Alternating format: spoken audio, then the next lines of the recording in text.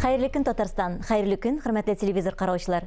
Бүген 2 ноябрь сишәмбе. Мин Эльза Әхмәтҗанова һәм тапшырыбызның иҗат төркеме шушы минутта безнең белән булган һәрбер тамашачыга матур көн, күтәренке кәеф теләп калабыз.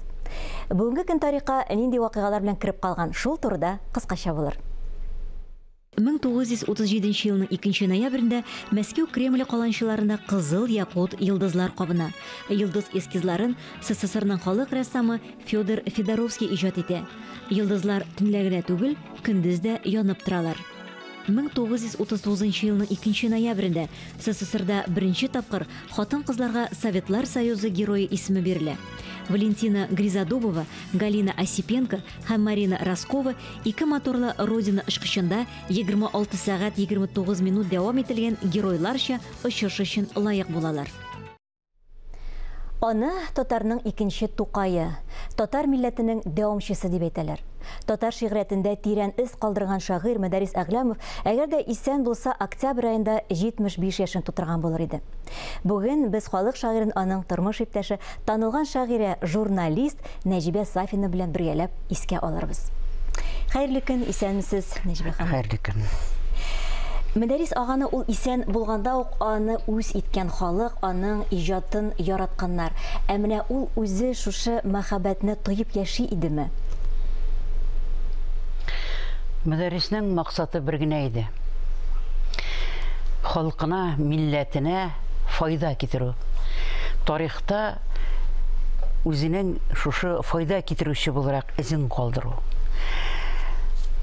Гади халык аны әлбәттә сүзсез ярата иде. Әмма ләкин дәүләт органнары тарафыннан, җитәкчеләр тарафыннан ул мәхәббәт тоеп яшәде дип әйтмәс идем. Туры сүзле булгангамы? Әлбәттә туры сүзле булганга. Әйтик, менә без сезнең белән бүген утырабыз дәүләт телевидениесендә. Һәм мин уйлап утырам. Әйтергәме икән, әйтмәскәме икән дигән уйлар килә. Күптән әйтергә вакыт. Безнең бөтен бәләләребез тиешле сүзне үз вакытында әйтмәү һәм гамәлләрне үз вакытында кылмаудан.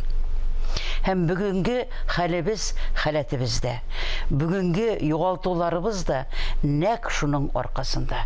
Чөнки сүз ул иң зур корал.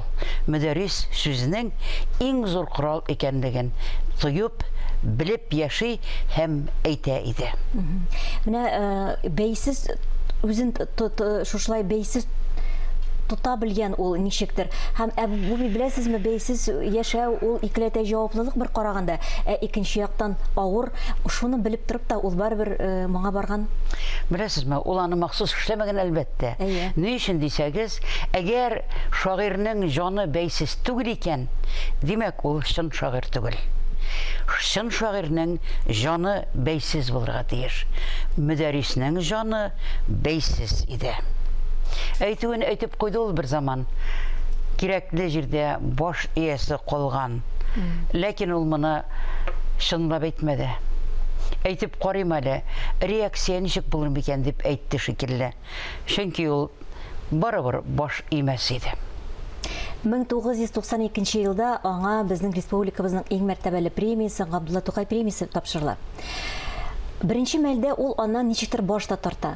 Бу премияның күләме ул вакытта 18 мең сум була. Бу бик аз булгангамы, бәлки башка сәбәпләрме? Мин премияның күләмен белгәч таң калдым. Шаккаттым, аптырадым, исем китте. Ни өчен дисәң, Тукай премиясе, дәүләт премиясе, әдәби премия име, һәм аның күләме 20 мең сум. Әйе, кулына 18 мең алды. Мәдәрискә бернинди премияләр дә кирәк түгел иде. Бердән бер премия аның өчен халкының мәхәббәте һәм халкының, милләтенең аны аңлавы иде. Ләкин хикмәт нидә? Менә мәсәлән, мин бөтен премияләрдән аңлы рәвештә баш тартып киләм. Минем бер генә премиям да юк. Ни өчен дисәгез, бу премияләрнең хикмәтен аңладым мин. Мәдәрис аны шулай ук аңлаган иде. Ул премия дигән сүзгә көлеп кенә карый иде. Ник кирәк ул? Мәсәлә бит анда түгел, дия иде. Ләкин мен аңа әйттем, менә сиңа шушы премия алган Дәүләт Советы депутатлары, зур шагыйрьләр белән бер кичәләрдә, бер җыелышларда булырга, сөйләшергә кирәк. Әңгәмә алып барырга. Ләкин сиңа башка күз белән карыйлар, син премиясыз. Һәй, бирсәләр, бирсеннәр, диде. Һәм мен тиз-тиз генә аңа документларын әзерләп илтеп бирдем. Документларын күтәреп кергәч, иң беренче чиратта миңа карадылар да, сез кем? Дип сорадылар. Мин мөдәрриснең хатыны дигәч, кит инде дигән сүзендә ычкындырдылар хәтта. Әйе. Мөдәррис ул премияны алып, бер нәрсә дә отмады да, дөресен әйткән чакта, ник кирәк иде инде ул дигән сүзне әйтте ул. Мәсәлә бит премияларның менә язучыларга бирелүе ике яклы, һәр медальнең ике ягы булган шикелле, мин бу премияләргә Шыңгызхан чүлмәкләре иттереп карыйм. Шуның кадәрле зур армия, язучылар армиясы, 350-гә якын кеше, сүз осталары, сүз әһелләре татар телен, Тукай телен саклап кала алмыйлар. Инде килеп мәктәпләрдә дә битерделәр диярлек. Ә мин туктаусыз шушы язучылар берлегенең берлеге дип әйтәм, минем әйтәсем килмәй, язучылар берләшмәсенең идарә утырышында туктаусыз бер сүзне кабатладым. Әйдәгез, торыгыз, басыгыз, барык Дәүләт Советы бинасы янына, кулларыбызны кулга тотып чылбыр ясыйк та, безгә милли мәгариф системасын кайтарыгыз. Шуннан башка без туган телебезне саклап яшәтә алмыйбыз дип әйтик. Бу кадәр язучының сүзенә дәүләт колак салмыйча булмас дип. Шыңгызхан чүлмәге дигәнемнән менә урыс армиясына каршы зур булмаган армиясы белән килә Шыңгызхан. Инде Шыңгызханны зур армиясы белән, дистәләгән меңнәр армиясы белән урыс армиясы җиңеп бара, куып бара. Шул чагында Шыңгызхан бер фәрман бирә, ташлагыз ди. Һәм юлга алтын тутырылган чүлмәкләр ташлыйлар. Урыслар күреп ала моны. Ох, алтын! Онда йөгрәләр, монда үз ара шушы алтын өчен сугыша башлыйлар. Сугыша башлыйлар, оныталар дигәндә Шыңгызхан барлыгын. Шыңгызхан бу хәлләрне күреп күзәтеп тора да, ура дей, урап ал. Һәм чынлап та зур армиясын урап алып Шыңгызхан тармар итә. Безнең язучылар бүгенге көндә шушы премия өчен җаннарын бирдәй булып тырышалар. Тукай теле битеп барган бер мәлдә, Тукай теленә мәктәпләрдә рөхсәт булмаган бер мәлдә, Тукай бүләге өчен тырышалар. Моны Тукай үзе дә алмас иде. Һәм менә нәрсә эшлиләр? Тукай премиясын алу өчен көрәшүләр башта, премия алыр өчен көрәшергә кирәк бит. Аны эшләргә генә кирәк. Яшәргә генә кирәк ул премияны бирерлек итеп халкың. Татар теленә карата менә соңгы вакытта бар бер дә мөнәсәбәт үзгәрде.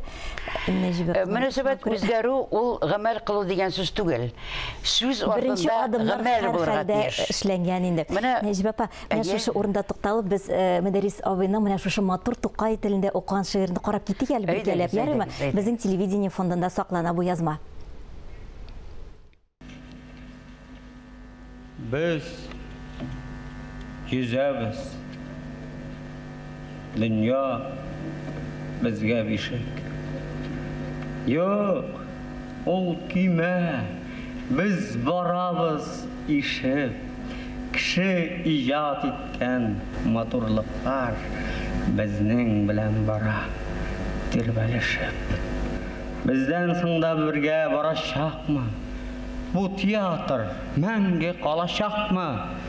Әбу, бүгінге кеше қабатланашақмы? Қабатланашақмы бұл кеше? Үлә алмым шуны білмеше. Бізден соңғы буын кемшә сөйләр? Яңрармы анда біздің күләр? Qanatlanish, qobotlanishaqmi? Bu kishada biz ant ishgan tatlı bu taqbirlar. Bizning davam shulay yanashaqmi? Arib, talib, uyga qolashaqmi? Bu kisha qobotlanishaqmi? Qobotlanishaqmi bu kisha? Kita almayım, şunu bilmişəm. Saklarmı jir, zatlı hakikatni, iller baxtına jitken hatlı, yalgan maturlukka türmüşə. Saklarmı jir, işler işi varını, küratırga mahratırgan sıman, Stalin'nin gazet kisagına türmüşə. Minglab sırav, minglab uy kişə. Bu şairden mene belay başı bara almay şunu anlamışa, bilmişa. Rahmet. Үзегездә яшьләр, сез аның иҗатын, барлык шигырьләрен яттан беләсезме әле? Күп шигырьләрен беләм әлбәттә. Менә үзегезгә бирмәгән сорауыгызны шулай дип сорар идегезме дип сорыйсым килә. Müdәрис шигърияте. Миңа калган язучылар, шагыйрьләр үпкәләмәсен. Ләкин мин шуны әйтәм. Бүгенге көндә müдәриснең шигърияте белән бер генә шагыйрьнең дә шигъриятен рәттән куеп кына да булмый. Müдәрис шигърияте шынлап та, менә сез әйттегез, ул Тукай, икенче Тукай дип йөрттеләр әйе. Ләкин müдәрис китү белән пшик диләр бездә. Тып-тын калды халык. Әйтерсең дә müдәрис булмаганда. Һәм бер сүзне кабатлыйлар. Язучыларның хатыннары, язучыларның эшен дәвам итәргә тиеш, аның эшен эшләргә тиеш. Шулайдыр. Әмма ләкин хикмәт нәрсәдә? Мин үзем шагыйрь булмаган булсам, һәм müдәрис миңа син үз эшеңне эшләмичә җирдән китмә дип әйтмәгән булса, һәм кабатлап әйтеп калдырмаган булса, үз эшеңне эшлә, мин үз эшемне эшләдем дип, мин туктаусыз аның эш артыннан гына йөгергән булыр идем. Мин болай да müдәрис киткәч әйттеләр, аның 40-на кадәр үк, беренче ярты еллыкта ук аның турдагы истәлек китабын чыгарачакбыз, нәшер итәчәкбез дип. Мин шул кадәр ашыгып, шул кадәрле бүтән дөньямны онытып, аның турында истәлекләрне яздым. Хәтердә килеш, җанда җылы килеш, суынмаган килеш. Илтеп тапшырдым, ашыга, хәтта кайбер газетләрне, журналларны күчереп тә язмыйча, өлгермичә. Әмма ләкин көтәм, шундый ашыгыч эшләр килеп чыгып тора. Әле теге язучыныкын, әле бу язучыныкын чыгарырга кирәк. Мин нәшрияткә бик зур ихтирам белән карыйм. Шуңа туктаусыз аларны борчып та йөрмәдем. Һәм müдәрис турындагы истәлек китабы чыксын инде дип, үземнең китабымны да күпмедер дәрәҗәдә вакыт тапшырмыйча тордым. Ләкин үземнең шигырь китабымда 10 ел дәвамында, 11 ел дәвамында чыкмады. Шагыйрь буларак 11 ел дәвамында китап чыгармау ул котышкыч жан фаҗигасы. Мин моны хәтта әйтеп тә аңлата алмыйм. Ләкин һәм җитәкчелекне, язучылар союзының җитәкчелеген бу нәрсә күрәсең канәгатьләндерде. Беркем бер сүз әйтмичә, мин аптырап йөрдем. Нишләп müдәриснең китабын шулай вәгъдә иткәннәр иде? Нишләп тып-тын калдылар? Сәбәбен мин күпмедер дәрәҗәдә аңладым да. Ни өчен дисәгез, калганнарның бөек буласы килә. Хәтеремдә müдәрис инде сөйләшә алмаган урында яткан чагында хәл белергә Ркаил Зайдулла килеп керде. Ркаил бүген Язучылар союзының рәисе. Кайбер сүзләрне хәтта әйтәсе дә килмәй. Ркаил яшьлегендә гел тәртипле түгел иде. Бу турда калдырып торган инде Нәҗибә апа җаны. Ярамый. Җитәкчеләр каршы сүзләрне әйтергә ярамый әйтерсеңләр. Әмма ләкин ул бер сүз әйтте. Мин әкәдән бөегрәк. Dahi дип кенә ирткән, мәдәрисен dahi гына дип ирткән, бөегебез дип ирткән кешеләр бүген барсы да күкрәк кага, без бөекбез дип. Ә бит ул без бөекбез, мин бөек дигән нәрсә, ул кешенең сәламәтлеге турында сөйләмәй. Сәламәт акыллы кеше үзен бөекмен дип атамый. Мәдәрис мин dahi түгел дип һаман сайын кабатлап тора иде. Мәдәрис шул кадәрле гади иде. Нәҗибә апа, менә бүген сез монда китаплар да алып килгәнсез һәм Мөдәррис агага багышланган шигырегез дә бар. Вакытыбыз әз кала, укып китик әле менә шушы шигырьне. Менә мин Мөдәррискә багышланган тулы бер шигырь китабы әзерләдем. Әмма ләкин менә мәңгелек белән элемтә дип атала алаймы? Кайсын укырга да белмичә аптырап торам. Барысы да күңелегезгә якын шулай.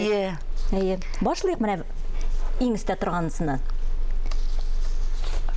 Мин туктаусыз Мөдәррис каберенә киләм. Еш кына минем сөйләшер, тулысынча җанымны ачып бирер кешем юк. Мөдәррис аңлаган кадәр мине аңлаучы бер кем дә юк. Шуңа күрә аның каберендә дигән шигырьне укыйм әле.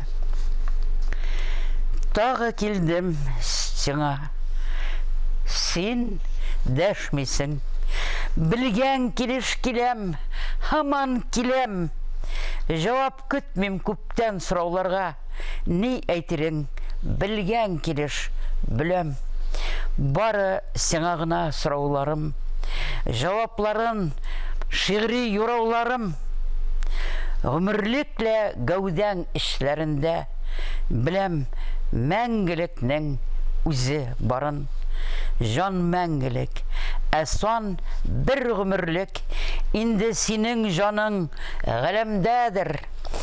Мин ишетәм синең тавышыңны, синең җаның изге каләмдәдер. Синең җаның белән язамдыр мин. Безнең җаннар күптән берләшкәндер. Берләшкәннәр фани дөньяда ук уртак максат өчен көрәшкәндер.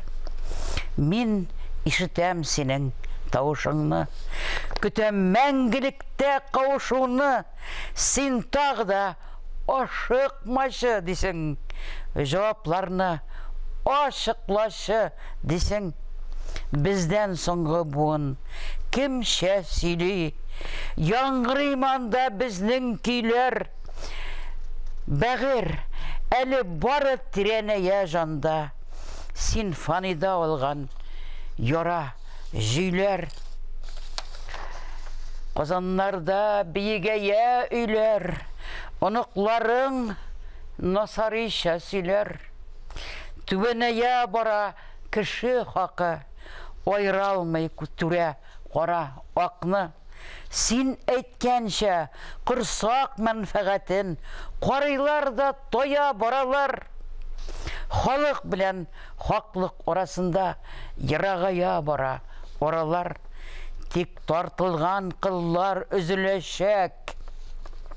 Өзеләчәк бер көн шундый шартлап, һәм кайтачак милләт үз-үзенә туган телен, шын тарихын саклап. Кеше өчен шиксез бер мәңгелек, шиксез тартылу да була алмый. Һәм артылган рухи ташкыннар да кеше җаны дигән ярны сайлый. Киләчәккә кайтачакбыз диеп вәгъдә бирер идем, күңелдә шик, вәгъдә үтәлмәсә, милләт киләчәккә үтә алмаса, нәрсә бәгыр? Әйе, күфер уй бу, әйтмә дисең бүрук бутама. Киләчәккә юлга чыккансыңмы, син шагыйрь бит, инде туктама. Халык уе дигән бөек тауны юк бар кантар белән бутама.